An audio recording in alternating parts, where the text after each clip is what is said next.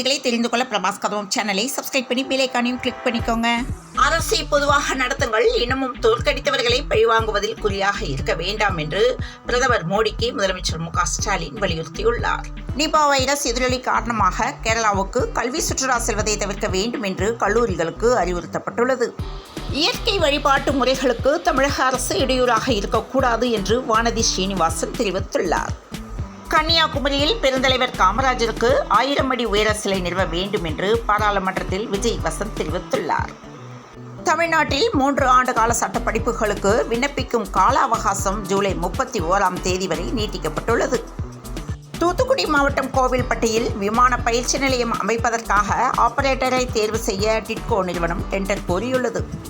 தமிழ் புதல்வன் திட்டத்திற்கு ஆதார் எண் கட்டாயம் என்று தமிழக அரசு அறிவித்துள்ளது. நில மோசடி வழக்கில் எம்.ஆர். விஜயபாஸ்கருக்கு காவல் நீட்டிக்கப்பட்டுள்ளது. மருங்கூர் அகழாய்வில் கண்ணுக்கு மை தீட்டும் செம்பு அஞ்சனாங்கோல் கண்டுபிடிக்கப்பட்டுள்ளது. அனைத்து மாநிலங்களுக்கும் நிதி ஒதுக்கீடு என்பது பூசி முழுகும் முயற்சி என்று திருமாவளவன் தெரிவித்துள்ளார். தமிழகத்தில் பிற்படுத்தப்பட்டோர் பழங்குடியின மக்களின் மீதான வன்முறை கணிசமாக அதிகரித்துள்ளதாக மத்திய அரசு தெரிவித்துள்ளது. காலி மது பாட்டில்களை திரும்பப் பெறுவதை பற்றி 10 ஆண்டு காலம் கவலைப்படாமல் இருந்துவிட்டு என்று எடப்பாடி பழனிசாமிக்கு முத்துசாமி பதிலடி கொடுத்துள்ளார். அதிமுக ஆட்சியில் ஆன்லைன் டெண்டர் முறை இருந்ததா என்று எடப்பாடி பழனிசாமிக்கு அமைச்சர் முத்துசாமி கேள்வி எழுப்பியுள்ளார். 25 எம்பிக்கள் கொடுத்திருந்தால் பட்ஜெட்டில் தமிழகமும் இடம்பெற்றிருக்கும் என்று அன்புமணி ராமதாஸ் தெரிவித்துள்ளார்.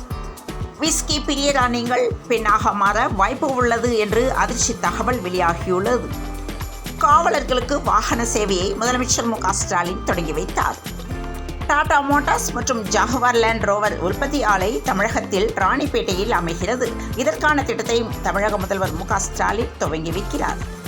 புதிதாக விண்ணப்பித்தவர்களுக்கு அடுத்த மாதம் முதல் ரேஷன் கார்டுகள் வழங்கப்படும் என்று தகவல் வெளியாகியுள்ளது. சுருத்தும் நாய்கள் 2 ஆண்டுகளில் 8 லட்சம் பேர் பாதித்துள்ளதாக பொது சுகாதாரத்துறை தகவல் தெரிவித்துள்ளது. 87 மீனவர்களை உடனடியாக விடுவிக்க வேண்டும் என்று ஒன்றிய அமைச்சருக்கு முதலமைச்சர் மு க ஸ்டாலின் கடிதம் அனுப்பியுள்ளார். சோழிங்கநல்லூரில் நீண்ட நாட்கள் கோரிக்கையான 2007 குடும்பங்களுக்கு வீட்டுமனை பட்டா அமைச்சர் உதயநிதி ஸ்டாலின் வழங்கினார். ஒகேனக்கலுக்கு நீர்வரத்து 42,000 கனஅடியாக சரிவடைந்தது. ஆடி கிருத்திகையை முன்னிட்டு திருத்தணியில் 5 நாட்கள் சிறப்பு தரிசனம் ரத்து செய்யப்பட்டுள்ளது. TNPL-இல் நெல்லை அணிக்கு எதிரான ஆட்டத்தில் திருப்பூர் தமிழன்ஸ் வெற்றி பெற்றது. ஒலிம்பிக் கமிட்டி உறுப்பினராக மீண்டும் நீடா அம்பானி தேர்வு பெற்றார்.